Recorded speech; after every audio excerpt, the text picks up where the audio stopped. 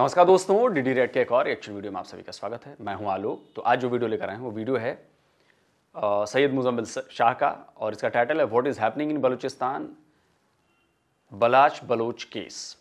चलिए भाई देखते हैं कि सैयद मुजम्मिल का इस पर क्या कहना है। इंटरनेशनल और लोकल मीडिया पर फ़लस्तीन के हवाले से तो ख़बरें आप लोग देखते रहते हैं, लेकिन मुकामी फ़लस्तीन यानी कि लोकल फ़लस्तीन जो पाकिस्तान के अंदर एग्जिस्ट करता है उसके हवाले से बहुत कम बात होती है।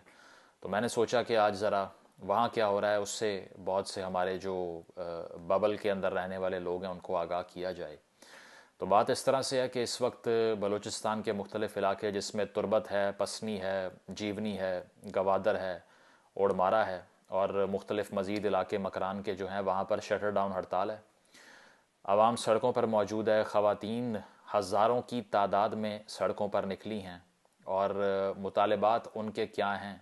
मुतालबात ये हैं कि बालाच बलोच नामी एक नौजवान जिसको एक्स्ट्रा जुडिशल किलिंग का शिकार करके उसकी लाश को फेंक दिया गया और उसके घर वालों को कहा गया कि एनकाउंटर में मारा गया है, उसको इंसाफ फराहम किया जाए।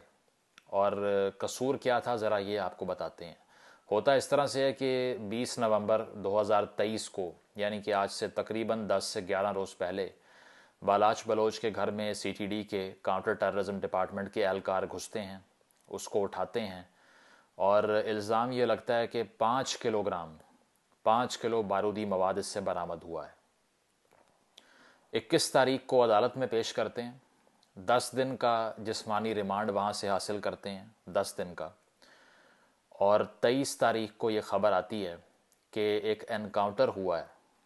उस एनकाउंटर में 4 अफराद जो हैं उन्हें कत्ल कर दिया गया है। 24 तारीख को बालाच बलोच की जो फैमिली है उसको बालाच बलोच की लाश रिसीव होती है। बताया ये जाता है कि वो 4 अफराद जिनको एनकाउंटर में मारा गया है उसमें से एक आपका बेटा, आपका भाई भी था। अदालत से रिमांड लेने के बाद अचानक से एनकाउंटर ऐसा आप देखिए जादुई किस्म का होता है कि निशानदही करवाने के लिए सीटीडी के एहलकार पुलिस वाले उनको लेके जाते हैं। वहाँ पर फायरिंग का वाक़या पेश आता है। फायरिंग के उस वाक़े में किसी पुलिस वाले के ऊपर आँच भी नहीं आती, खराश भी नहीं आती और 4 लोग मर जाते हैं।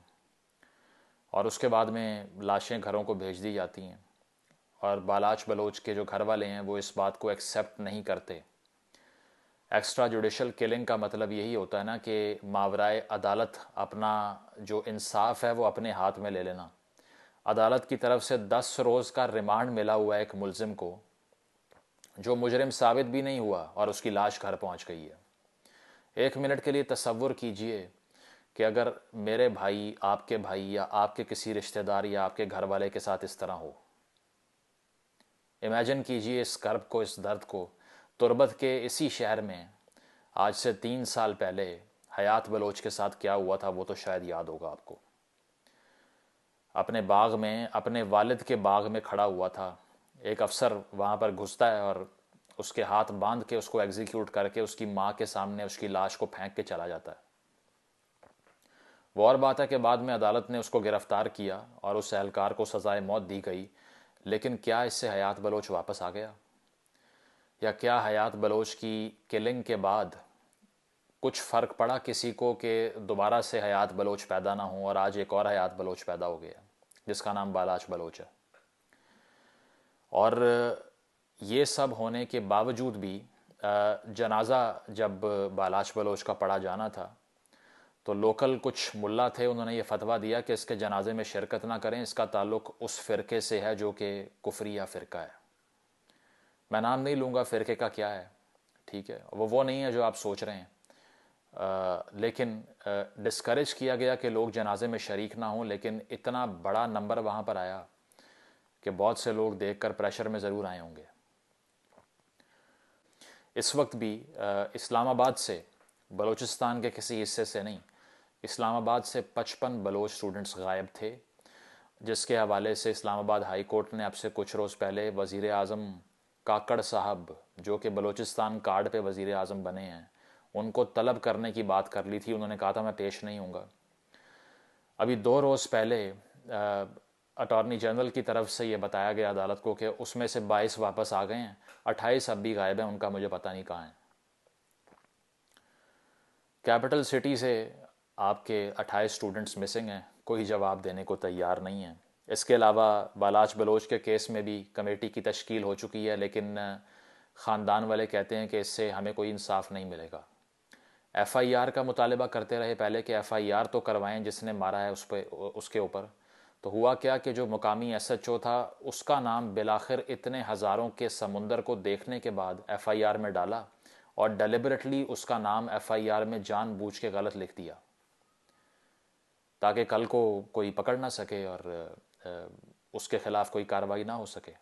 जब नाम ही गलत है FIR में तो एक लूप होल तो मिल जाता है ना, एक बहाना मिल जाता है कि ये नाम गलत है, अब इस पर कानूनी रास्ता इख्तियार करना पड़ेगा, फिर अदालतों में बात जाएगी, वहाँ पर लंबी लंबी बहस मुबाहिसे होंगे और उसके बाद में जो कातिल हैं वो खुले फिरते रहेंगे इस तरह ही।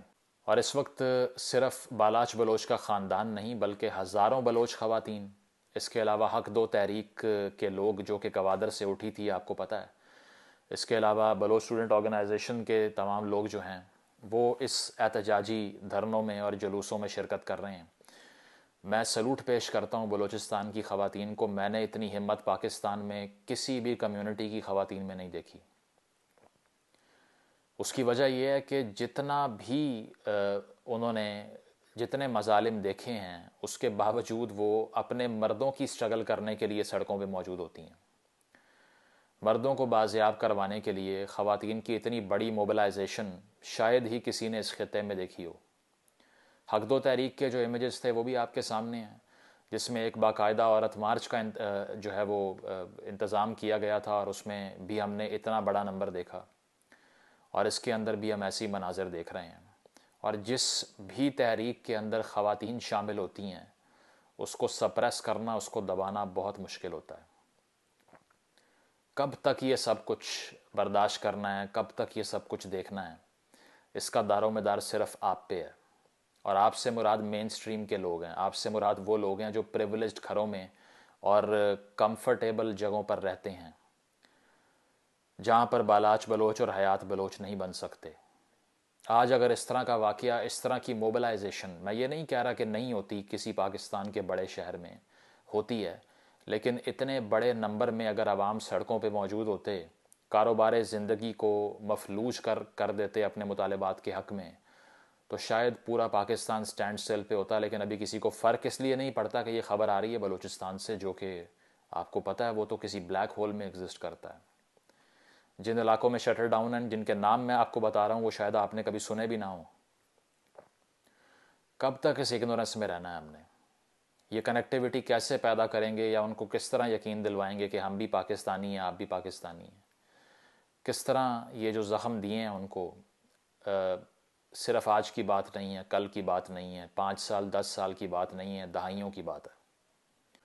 इस तरह मरहम पट्टी करेंगे इन ज़ख्मों की कि मज़ीद एक्स्ट्रा जुडिशल किलिंग में माओं को उनके बच्चों की लाशें देते रहेंगे। अगर हमने इन कम्युनिटीज़ के मसलों को हल करना है तो हमें वहाँ पर इंसाफ की फराहमी को यकीनी बनाना पड़ेगा। और वो मैं आपको बता दूँ, वो तब तक नहीं होगा जब तक आप इंटीग्रेट नहीं करेंगे उनकी आवाज़ के साथ। उसकी वजह यह है कि पहले भी हमने 50-60 साल यही गलती की कि हमने आंखें बंद रखीं पेरिफेरीज़ के लोगों के हवाले से। हमने नहीं देखा कि अगर है FCR तो क्या है, कोई मसला नहीं है।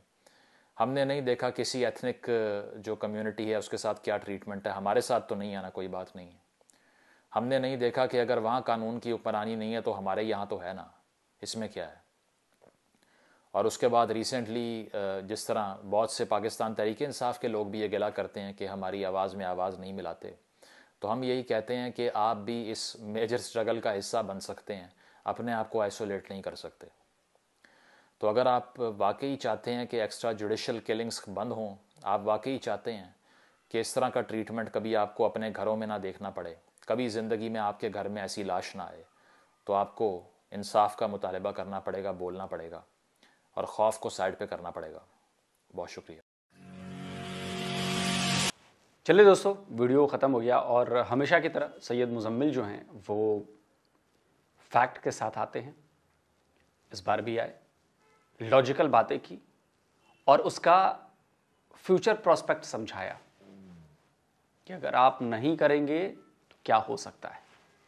बहुत खुले शब्दों में तो नहीं, लेकिन बता दिया, पता चल जाएगा जो भी इसको देखेगा सुनेगा कि क्या होता है। अच्छा देखिए, ब्रिटिश अखबार है द गार्डियन, उसकी एक रिपोर्ट में पढ़ रहा था, उसके रिपोर्ट के मुताबिक 47,000 बलूच गायब है। 47,000, आई थिंक, मुझे लग रहा है कि ये 4-5 साल पुरानी रिपोर्ट होगी, 6 साल पुरानी होगी। 47,000 बलूच गायब है और उनमें से करीब 20,000 की तो लाश मिल चुकी है।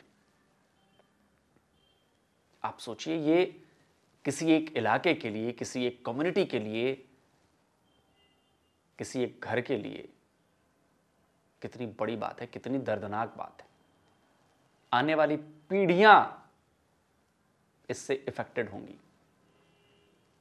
इसके अलावा बीबीसी की एक खबर में पढ़ रहा था, आर्टिकल पढ़ रहा था, आई थिंक वो भी 2007-8 साल पुराना आर्टिकल है। उसमें बताया गया था कि शायद पिछले 1 साल में या 2 साल में करीब 1000 बॉडीज मिली। 1000 बॉडीज। वो लोग कौन थे? बलोच थे, युवा थे, कुछ बुजुर्ग थे, कुछ टीनेजर्स थे, और म्यूटिलेटेड बॉडीज मिली हैं। मतलब उनको टॉर्चर किया गया, उनको मारा गया, पीटा गया और वैसे मारा गया। आप समझ सकते हैं कि किसी एक कम्युनिटी के आज महिलाएं क्यों हैं, बलोच महिलाएं आज बाहर क्यों हैं? क्योंकि उनके भाइयों को, उनके पिताओं को, उनके पतियों को मार दिया गया, गायब कर दिया गया, और जो बचे हैं वो क्या करें बेचारे। तो इसलिए ये महिलाएं आज इस्लामाबाद पहुंची। तुर्बत से चलकर, तुर्बत से इस्लामाबाद की दूरी करीब 1600 किलोमीटर है। 1600 किलोमीटर का लॉन्ग मार्च किया इन लोगों ने। और डॉक्टर मेहरंग बलोच के नेतृत्व में वो इस्लामाबाद पहुंचे, इस्लामाबाद प्रेस क्लब में।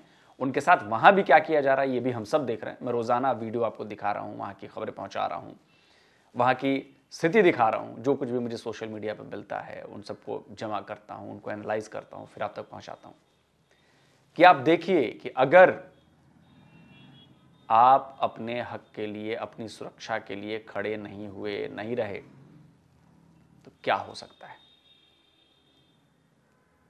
पाकिस्तान में रिलीजन के नाम पर देखिए लाखों लोग सड़क पर उतर जाएंगे। पाकिस्तान में आप कुरान के से कुछ रिलेटेड कोई बात कह दीजिए, देखिए लाखों लोग सड़क पे आ जाएंगे, लेकिन कोई इनका साथ देने नहीं आ रहा। ना वहां की मीडिया, ना वहां का सोशल मीडिया। मैं पाकिस्तानी यूट्यूबर्स को देख रहा हूं, एक आध को छोड़ दूं तो जो रेगुलर रिएक्शन वीडियोस बनाते हैं वो छू भी नहीं रहे हैं इस टॉपिक को, बलूचिस्तान की बात भी नहीं कर रहे। एक आध चैनल में छोड़ दूं, एक अपने रियल एंटरटेनमेंट टीवी वाले का है, शोएब भाई का है, उनका मैं कई वीडियोस में देख चुका हूं। एक आध वीडियो मैंने सना अमजद के देखे हैं। इसके अलावा कोई बलूचिस्तान की बात नहीं कर रहा, कोई भी नहीं, रिएक्शन चैनल वाले। तो मुझे लगता है कि ये उनकी जिम्मेदारी है। आप अपनी जिम्मेदारियों से भाग रहे हो। ये आप भारत की हर छोटी से छोटी खबर लेकर बैठ जाते हो। भारत में आज जी रोबोटिक आर्म हो गई, तो ये हो गया, तो वो हो गया।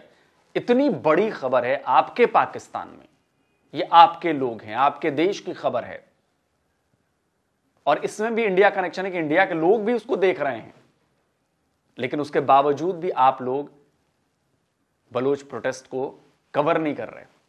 मैं पाकिस्तानी रिएक्शन, जो पब्लिक रिएक्शन चैनल है, उनकी बात कर रहा हूं। आप लोगों को इस पर बात करनी चाहिए, तब जाकर फेयर बात होगी।